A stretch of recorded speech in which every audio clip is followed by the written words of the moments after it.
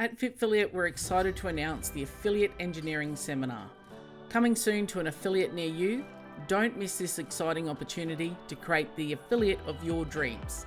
Link in show notes or in bio to read. And welcome back to the next episode of the FitFilliate podcast, joined by my faithful walking buddy, the one and only Tony, who's just come back from a weekend at Diesel Days, so you think he might have covered enough kilometres there, but here we go again. The endless walk continues. How are you? Well, to be fair, I supported Diesel Day, didn't do Diesel Day again. I can only do it one time. So you do walk less miles. However, I think I ended up covering, I don't know what both days were, but I think it ends up being about 35,000 steps in a day. Still a lot of, walking around even while supporting. And I did hear a rumor that you may have lost a bet and done the trail a couple of times as well. Yeah, I did lose that bet. I wouldn't have lost that bet, but it was a long shot. I bet on I guess what would be the underdog, and I didn't lose that bet by much. At one point, I was losing it by about 15,000 points, right. And then at the end, I think I ended up losing by, I think it was less than 1,000 points. So I actually almost pulled off that victory. I think it was like 500 points. Maybe it was 5,000. I can't really remember the specifics, but yeah, it's all right. But and I thought surprises were had. I thought that you coming off the back of Diesel Days, and there's always, for anyone that hasn't done that or doesn't understand what Diesel Days is, go check out the Crooked Butterfly Instagram. Definitely make your way there to do one of those with the one and only Tosh. There's a lot of mindset, a lot of breakthroughs, a lot of lessons learned, I think, in that experience. And one of the things that always comes out of it, and we've taken a lot of clients through FitFilliate, through our FitFilliate Diesel Days now, is about self-belief. And I guess as one of the coaches there and supporting that, you actually get to see these things happen in real time, where someone is like completely not believing in their capacity, and they distract and divert and do everything possible to blame and to not have to take the next step or do the next rep or do the next thing. And then all of a sudden the light comes on and they get this surge of belief. But my topic today is around how much, and this is a reflection in life in general and in particularly as affiliate owners, is how much time do we waste by not believing in ourselves and our capacity to do the thing and do the thing well, and allow ourselves to be endlessly distracted by 50 million other shiny objects, because that seems like the easier thing to do. Big sort of bundle of stuff in there. Ironic that you're talking about distraction when you're the one that changed the recording platform for no reason. I'm kidding. So it is weird, though, because I'm very close. For anybody that's watching this, whatever. I'm sorry that I'm not as attractive as I might look when I'm further from the camera. A couple of things about that. One, definitely should check out Diesel Day. There's many ways to do it. Become a FitFilliate client, and you can do it privately with our events. A lot of people, I think it's probably good to start there. A lot of people probably don't know that Diesel Day is effectively what we consider to be a core part of the curriculum for FitFilliate, and maybe potentially why. Because I think to a lot of people on the outside looking at it, they see it for what it is at face value, which is 24 hours of physical testing, I suppose, to some degree. Although it's not really that at all. It's just, I think from the outside looking in, and you probably see it for what it is, right? Like, for lack of a better example, like a super Murph, a 24-hour Murph, right? And it's not that at all. Spoiler, but that's for you to find out on your own, not for me to tell you about. But the reason that it's a part of our core curriculum is that, one, obviously, I love Tosh dearly, and so for that reason we support it. But the main reason that I love Tosh dearly is that he and I have relatively similar, if not nearly identical, viewpoints of the world, behavior, and consistency. And I think that's why we've always been such good friends. And so when he came up with or started doing these Diesel Day things, knowing him as well as I do, I avoided them for as long as I could until eventually I set myself up to commit to it by making Matt do it with me, because I knew that I wouldn't bail out. But I'm going to be very clear. I think I said this on this podcast before. up until like I was in the airport going there for my own diesel day, trying to figure out how I was going to tell Tosh I couldn't make it. I was going to cancel my trip or tell him that my flight got canceled. But I was like, I know him. He'll look up my flight details and be like, nope. So away I went. And I knew what to expect, but ultimately was still exceeded my expectations, blew me away. And it was at that moment that like I realized the value of it. And here's why Diesel Day is part of our core curriculum. And it's not that we want all of our clients, because they don't have to do it. When I say core curriculum, it's a core suggestion. We don't really care about the physicality of it. As everybody listening to this knows, we're big behavior people here. And you've probably heard me say this before, but we believe that there's 4 fitnesses, not just physical.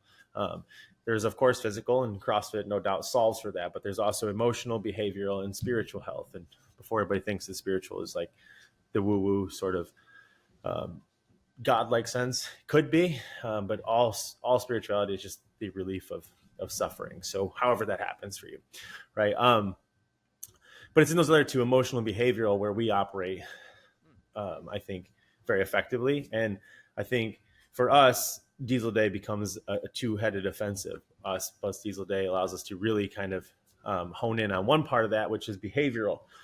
Because inside behavioral health, there's effectively, I guess we call them 4 modalities, right?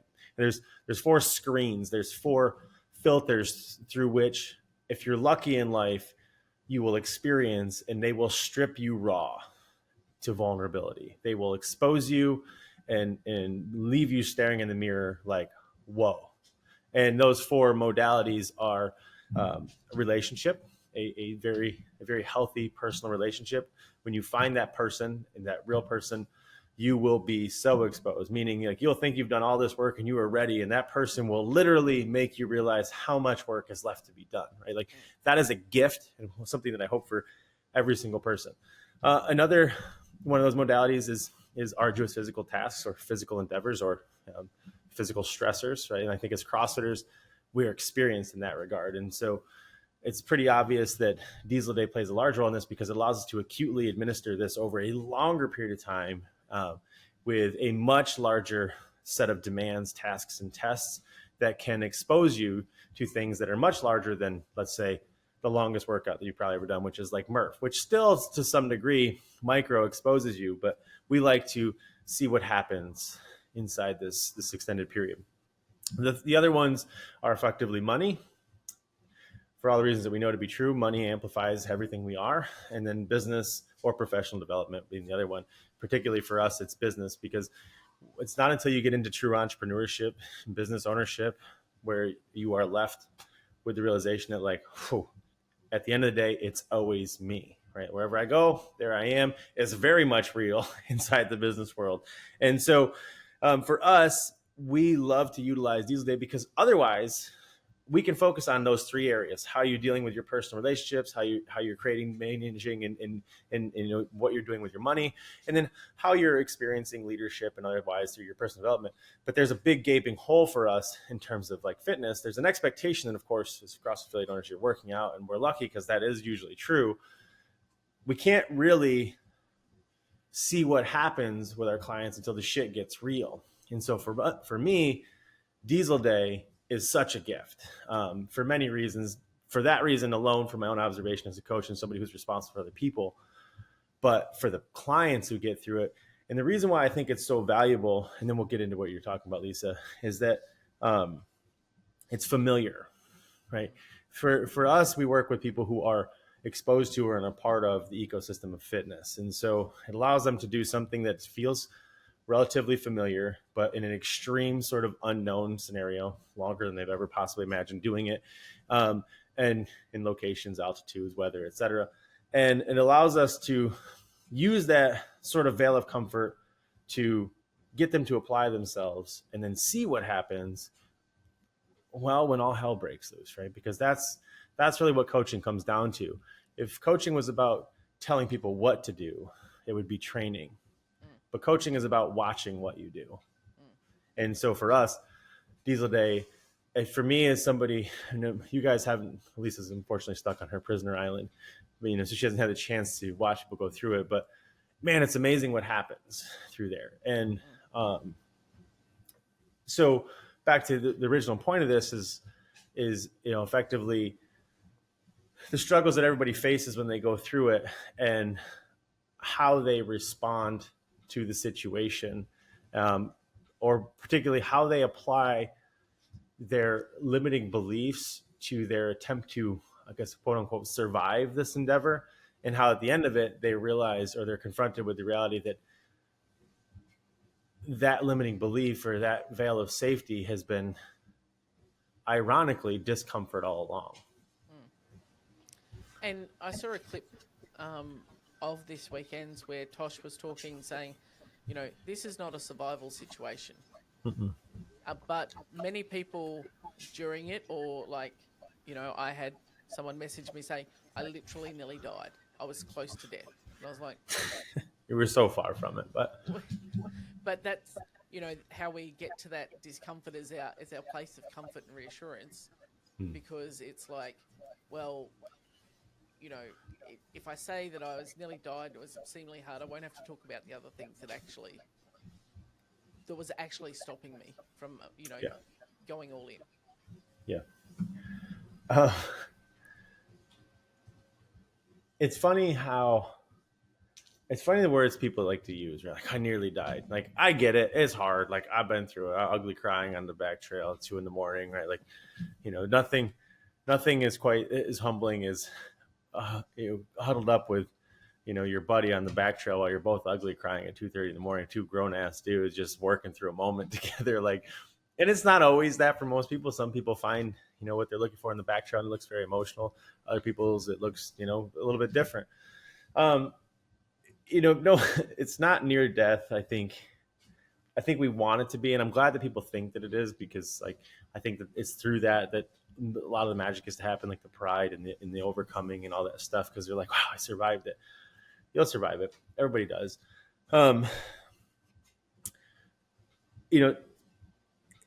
Tosh is famous for saying, explaining what the hard way is and Diesel Day is, as his applying his lessons from the battlefield in the ball field to the ballroom, or it was the ballroom, the boardroom and the breakfast table, maybe the ballroom. And so, in closing in the event, hold on a second.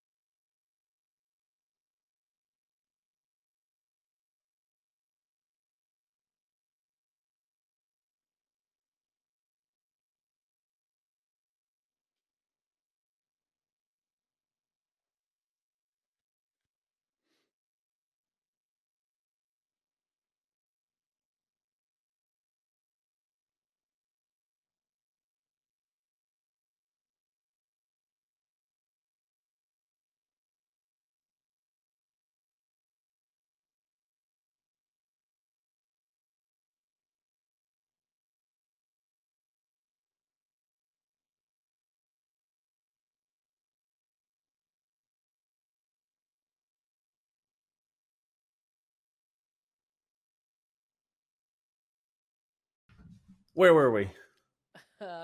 Taking the lessons from the back to the boardroom.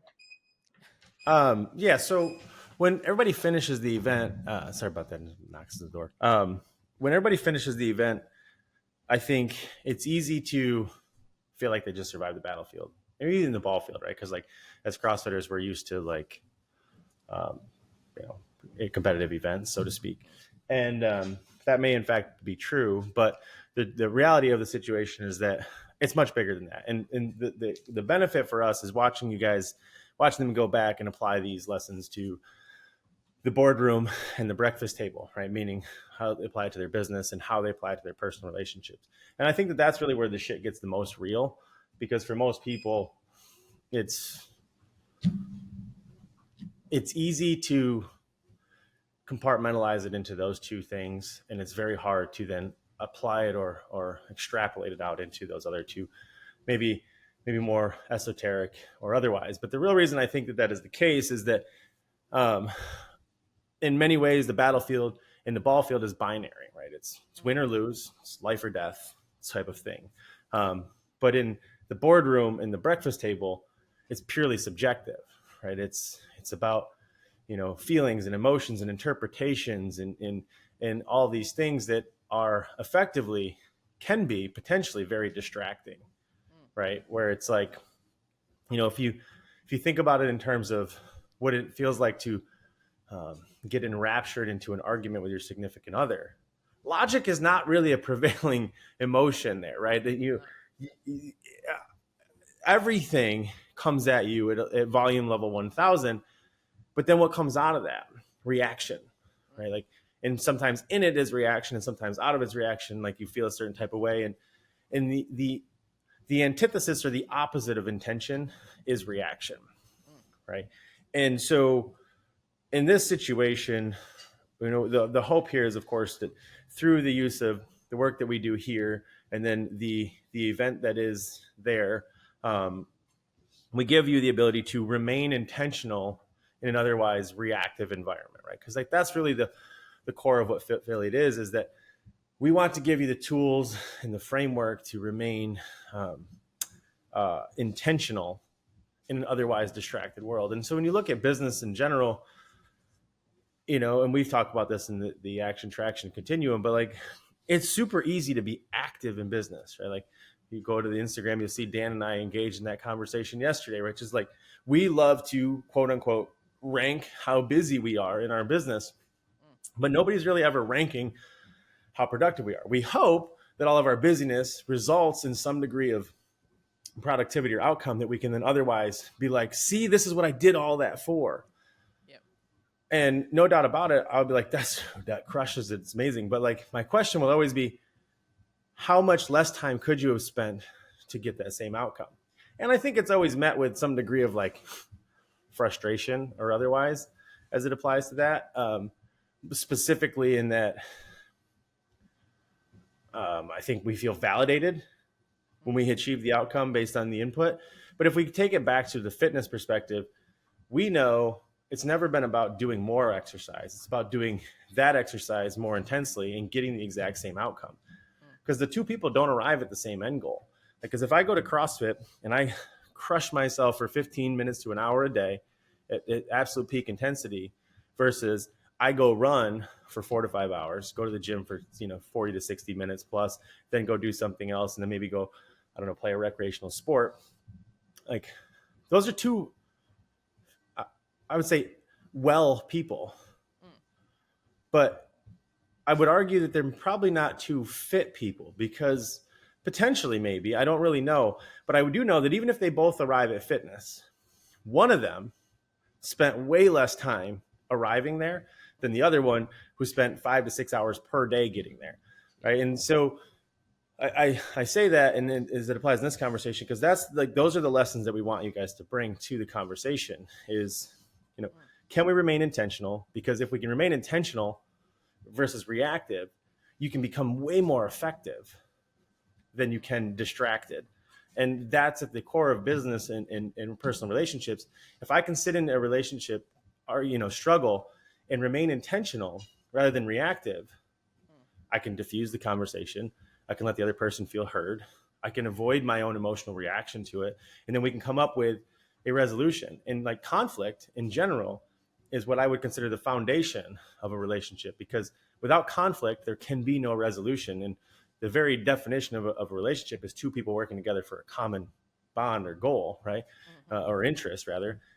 How do you do that without resolutions? And how do you have resolutions without some degree of conflict? And it doesn't mean it's got to be explosive. I'm not advocating for knockdown, drag out fights, but most knockdown, drag out fights would not have become that if one person stayed intentional while the other person was reactive. And the more you can stay intentional, the other person then starts to become intentional themselves, and then relationships get better. And I guess to come full circle to your conversation about like, why do we put knowing in the way of doing so much? As it applies to the intention versus reaction conversation, it's that we are hardwired to respond to stimulus. And we're not really that rewarded as a species and as a society over creation. And so when you look at the disparity or the dichotomy really of intention versus reaction, there's about a 4,000 to 1 opportunity to react to things than there is to intend to things. But here's the key. Just like fitness, if you can spend 20 minutes to an hour a day being intentional 5 or 7 days a week versus, 5 to 7 hours being reactive in your job, even then you're still going to become fit, right? You're still going to become healthy. You're still going to have traction. And so when we say like, don't spend time in your business or don't do these things, like what we're really saying is be intense with your business, work it with intention and work it with intensity, so that then you can then respond to anything else. Because I guarantee you, if you spend the time being intense and working with intention, so many of the things that you're going to try to react to won't really be worth it. You'll be like, this email doesn't really matter, or that thing doesn't matter. And so, as it applies to the question of why do we put knowing in the way of doing, it's that we're used to waiting for something to happen so that we can then respond to it, and then we can see what the outcome is. And if we backed way out from everything that you've ever done successfully, I would probably posit that you almost always instinctively started the other way. You started something, you created something, and you probably likely just put action in front of knowing. You started doing something, and then you started learning. But when you look at it from the outside to most people, it looks like Lisa learned what to do, and then she must have done it, and then that's how she got the outcome.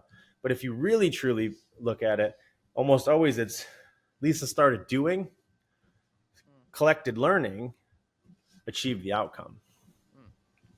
And it's, we say often, and we've said it often here, we say it often to clients, is move faster than fear. So, yeah. And I had this conversation with a client last week is, instead of waiting for everything to be perfect before you pull the trigger, like, good is better than perfect.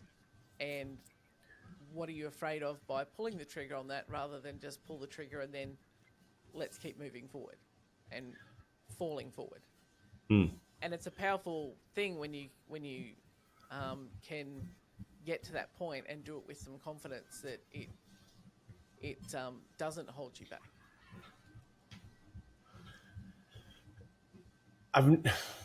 I've rarely ever found a person in momentum, in action,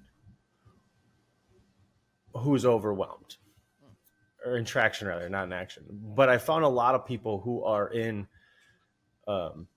action and they're in consumption of information who are overwhelmed, right? Like, and that an overwhelm is essentially this very interesting thing that people utilize to basically enable inaction, right? I think it's like it's an emotional sort of like immunoresponse to be like, if we just overwhelm Lisa, she will stop trying to change things and she'll start doing nothing, and then we can get back to resting and stability. Yep. I don't know if it's that pure or that insidious, but it seems to be very present in everybody that does everything or doesn't do everything. I think for people, particularly drumroll, entrepreneurs, is you're so personally invested in the thing that you're doing and that you want to do and that you want to achieve, it can become overwhelming very quickly. And this is, where we've talked about, one of the many benefits of having a coach versus a trainer is that the coach sits just outside that and they can see very clearly the very simple steps that need to be taken to help you move forward, rather than, being immersed in the fire with you, where it's like everything's hard. I can't do anything. And, that's almost as I'm talking it through, it's that lived experience that I've just had with my wife wanting to go into private practice. And she's like, there's so many things to do. And I just put on the coach's hat and I'm like, well, okay, we've just got to form a foundation, and just did the things. And suddenly it's not overwhelming now, because it's like, oh, the things are done. We just did the things, and now I can start doing the bit that I'm really good at. Absolutely. I mean, I think back to the fitness of behavior and the modalities of it, there's nothing more rewarding nor nothing more challenging than sharing your life with another person, right? Equally, there's probably very few things in life that are as frustrating or as struggle inducing as owning your own business. Because no doubt about it, you could absolutely make good money working for somebody else with little to no liability, and ultimately the ability to mask so many things that you will be forced to confront in business ownership. And if you don't confront them in business ownership, no matter what you attempt to do, it will be you that does it. And why that's important is that until you reconcile the you that interacts with the information, the idea, and the execution, you're not going to change all the independent variables that are responsible for the outcome, right? So if you're lucky, you might thread the needle perfectly in terms of like the right information at the right time for the right reasons. And it might just simply work because you might actually have the outlook or the skill set and able to put it into action. But more often than not, we try to download this new information on this old source code and the entire operating system breaks. This same thing happens in personal relationships at a much higher level. And one of my favorite sayings is, how we respond to anything says more about us than it says about what we're responding to. And that can never be more true than it is inside a relationship. I catalog it or describe it a lot as the shin kick conversation, where and this usually makes everybody very upset, because if I kick you in the shin and it hurts, whose fault is that? Your immediate reaction is my fault. I kicked you in the shin. But that can't be true, because I can't assume how you're going to, I mean, I guess I could probably guess, but even then would be an assumption. But if I lined up 50 of you and I kicked 50 of you in the shin, what is the chance that it would feel identical to all 50 of you? Similar, no doubt about it, but some people it might not even hurt. Some people might laugh because that's what they do in pain. Other people might be like, what the hell? But I guarantee you, if I have a close personal relationship to you and I unexpectedly kick you in the shin, you're going to have an even more averse reaction to that and be like, why did you do that? I thought you loved me, right? And so in personal relationships, you see this reactivity become so much stronger. And if you can, my hope is through the use of tools and conversations to help you better understand that, hey, if I can remain intentional, I don't need to be reactive. And man, does life get much simpler when you do that. Because what it really affords you is, once you get to intention versus reaction, it kind of opens up the road. It's like everybody takes the next exit and you go from like bumper to bumper traffic to being like, I'm the only one here. And it's true, because intentional people are rare, super rare. And they're the ones moving at 4,000 miles an hour, because they're not worried about weaving in and out of traffic and information and stimulus and distractions and consumption and this and that. They're laser focused on the goal. They're only consuming what is necessary to achieve the goal, and they're not paying attention to anything else. And as a coach, that's my job, is to help you get the other people off the road so that we can get you laser focused on what it is that you're trying to achieve and effectively eliminating everything else. And Tosh is kind of famously responsible for this with the pinky finger, right? It's just remembering the small things, and his ring finger, which is the commitment. And as a coach, if you can get people to remember and crystallize their commitments, their contracts with themselves, and say it out loud, then getting there is really just a matter of remembering the small things and then measuring how you'll react to all the things in the middle, right? That are going to happen. Somebody's going to merge into traffic or whatnot. And we can then see, okay, why do red cars bother you so much? And having that reflective moment to go, well, why did that make me react or respond that way? And I either didn't like it or it didn't serve me, and then being able to use that as a tool to move forward differently. Everybody that's ever listened to this and everybody that's ever been alive is so much more capable than they realize. And like 1,000% more, truly. Like I've watched, to go back Diesel Day, I've watched people come in Diesel Day be like, how on earth did they think they were going to survive this? And then they smash it. And that's happened every time, right? And in business, the same thing, but we tend to assume the opposite, right? Like, rather than believe in ourselves, we tend to hyper focus on all the reasons in our mind why we can't be successful, right? Why we're not the right person for this, or why we're the wrong person for the right job, or this or that, or how I always ruin everything, or I do this and I do that. And this is why you have to start with, or at least you have to address the you in every situation, right? Because, through something like Diesel Day, people come out the other side of it and they're incredibly proud of themselves. Like, holy cow, I did it. That's amazing. Despite all the noise throughout the event. And like when you watch somebody over the course of 24 hours, you can see this on a micro timeline happen. The first round to come out, it's usually like a kick in the ass, like, oh my gosh, I got to do this for 23 more hours.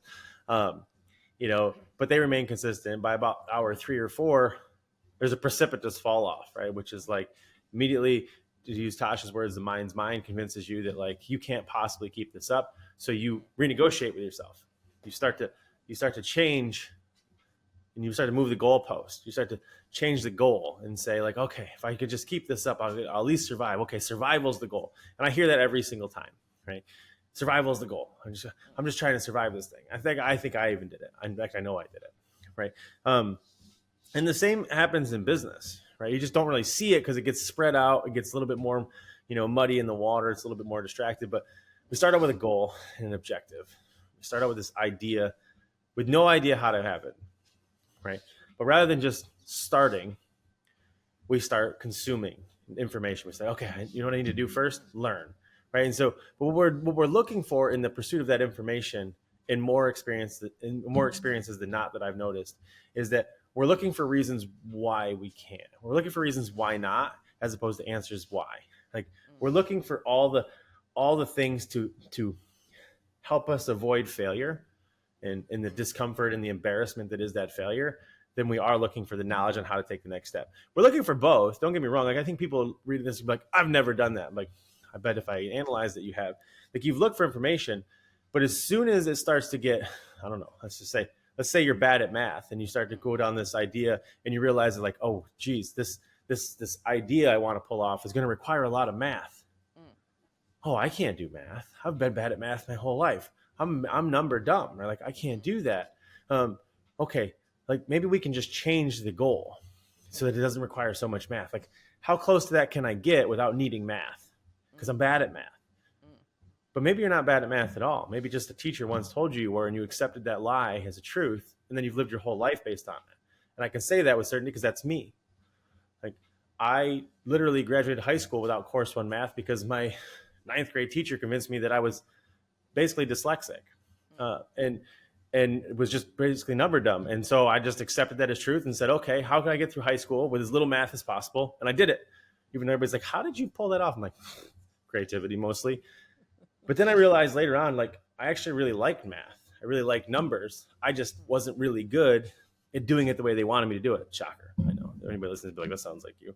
Right. So, and this happens in your life all the time where you're just like, oh, geez, that was going to be so great if I could have done that. But I didn't realize, being an architect required so much math. Like, and then I sold out my dream of being an architect. Like, I was like, oh, I can't do that because like I'm bad at math. What can I do? Right. And gratefully, I mean, that led me to becoming a coach, I suppose, because probably would just be an architect, not definitely a coach. And I share that though, because this is what ends up happening when we start looking for answers as opposed to action. When you go looking for answers, be very careful what you find, because not only is it really hard to trust where the information comes from, you have to trust the motivation and the bias from which the information comes from. And in a perfect world, that could be coming from a standardized sort of pre-screened outlet. But in today's information age, you can get a lot of really bad information from a lot of really good sources and vice versa. And so you got to consider that part of it. You also got to consider the bias that someone has in there.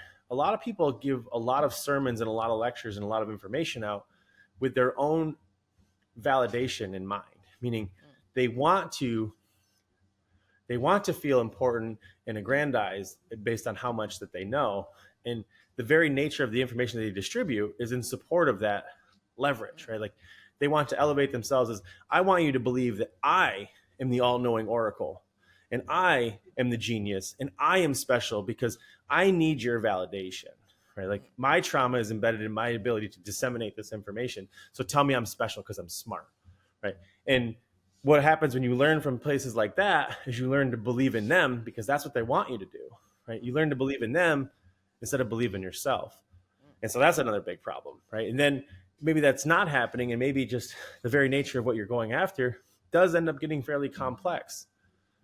If you think that you must know before you do, your inability to grasp that information will be very limited to your experience with the information.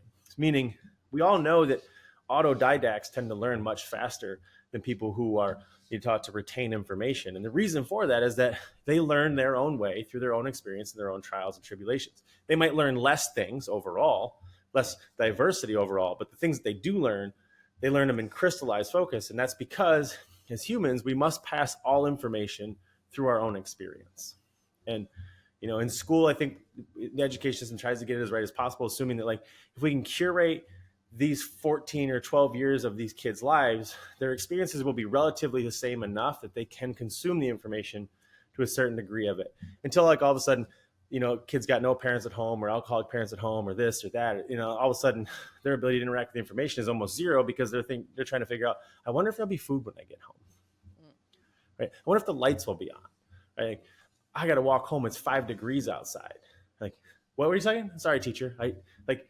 That situation is completely different. And then you got the other kid in the room who they just think that the lights are just always on and everybody lives in a mansion. And you hear those kids be like, what do you think the average income in America is? I don't know, 500,000.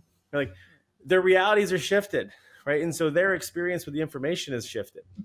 But most people will always pass information through their own bias, their own limitations.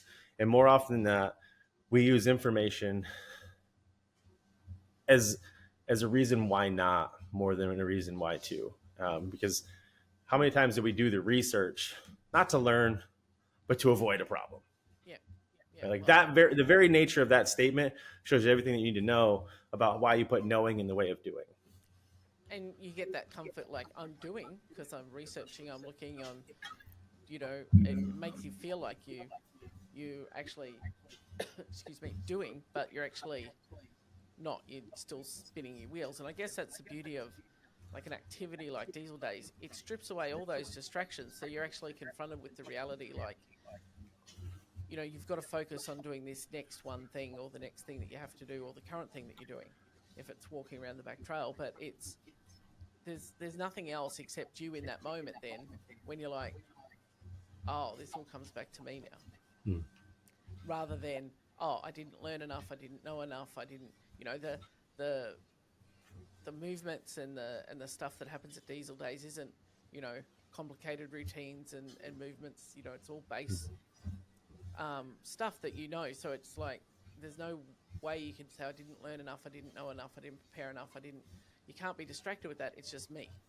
And now I'm confronted with how I react in a situation that might be less optimal than what I wanted.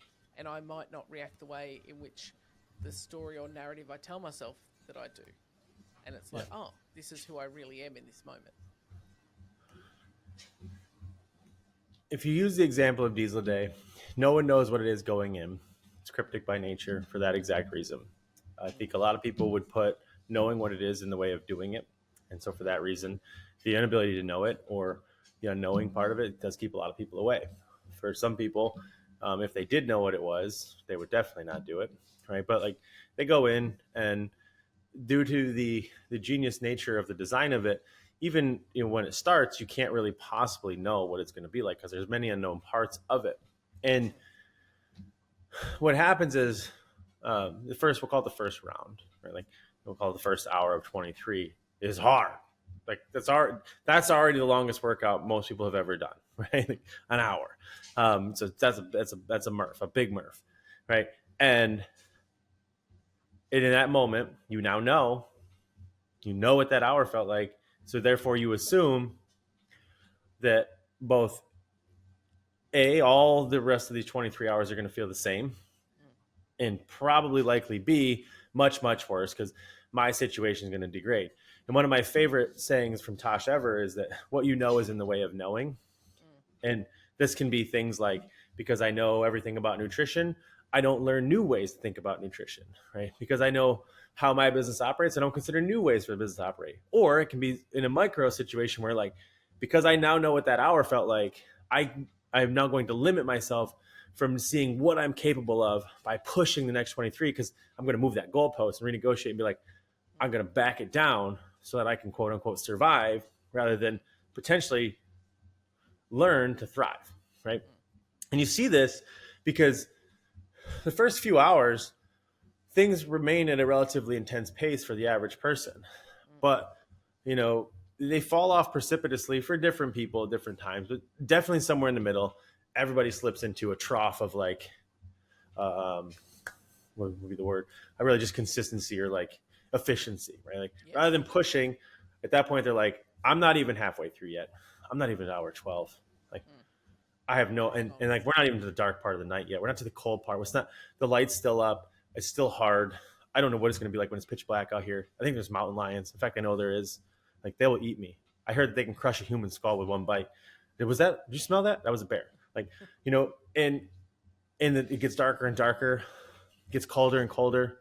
The rains come. It gets wetter and wetter. And, Tosh calls it your trusting self, right? There's two versions of you. Your trusting self and your untrusting self. The person who does not make decisions in highs and lows is your most trusting self. And that person started Diesel Day. They set a goal. They set an objective. You should trust that person. The more tired, the more cold, the more, wet that you get, the more untrusting you can get in yourself. And that person starts winning the conversation. And that person starts telling you why, you need to back it down, or why your knee's hurting, or why this or that. And like, I've watched it all happen. Cramps, knee sprains, like shoulder things, all these things that are catastrophic that I don't know if I can go on, you name it, insert XYZ symptom in there. The subconscious will create it, right? The untrusting you will then make decisions based on that.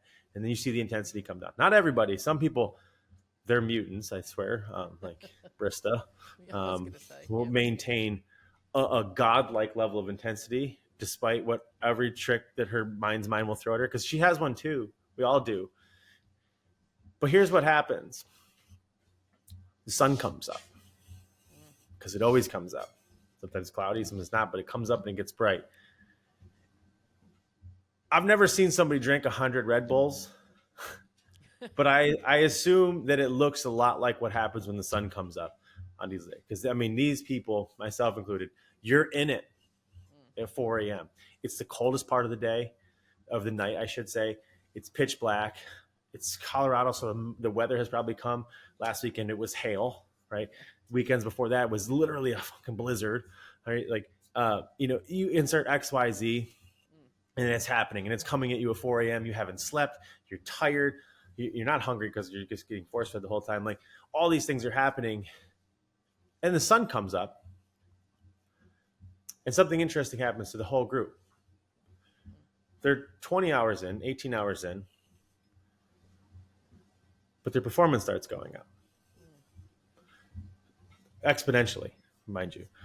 And that can't be because they got more physically capable, right? It's not that they're not solar cells because the sun's up. It's not because like they got rest, right? They are everything that they thought they would be 20 hours in, but then the sun comes up. All of a sudden, with it comes all the energy that the sun brings with it, but also brings with it one thing: belief. They know when that sun comes up, I'm going to make it. And they fucking explode every time. And it gives me goosebumps even saying it.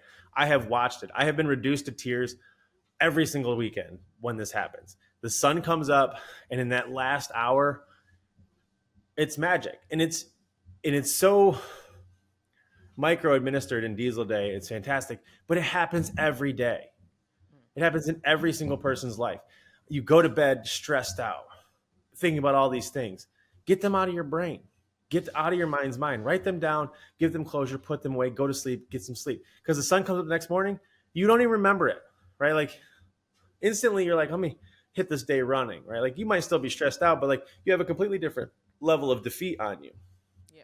And this happens every day in every way in every single person's life.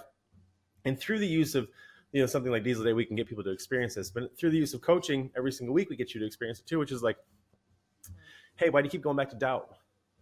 Why don't we just do? Like, why does doubt overrun your do? And so the more somebody can get you to stay in action, the closer I can get you to traction, right? Because most of us will then utilize distraction and reaction to limit action, and it will keep us on that left side of the action traction continuum. But if you can just get somebody to just keep moving, doesn't even matter if they're moving towards the right thing. Even if they're just moving, it's much easier to guide them than they are if they're a static object. And it's amazing to witness that. I know that, I've worked with a client recently who had a very fixed limit on what their potential was, and the question was, well, why is that the ceiling? Yeah. And you have more potential than you believe. And they push back and go, I know exactly how much potential I have. That's why I was like, well, okay. And they percolated on that for a week. Then suddenly the next week, they had capacity for 3 more clients that they didn't have the week before. And all of a sudden, oh no, I can't run this sort of program. It's not I don't have the bandwidth. During that week, sends me a framework for how that would work. It's like, huh. And now they've had the light bulb moment. It's like, wow, 6 figures really isn't that far away. Nope. And now that they've opened their eyes to what their potential is, and having that conversation is like, why are you living in doubt, and why are you putting a cap on, what you think that you can do? You've got so much capacity. And they're like, no, initial is that pushback. And then it's like when they think on it and then just take some action, they're like, oh, shit, I can achieve way more than I ever thought just from a couple of small steps. So it's an amazing thing to sit alongside and watch as that light bulb flicks on. Yeah. Information has created more doubt than lack of information ever has. And doubt has killed more dreams than action ever has.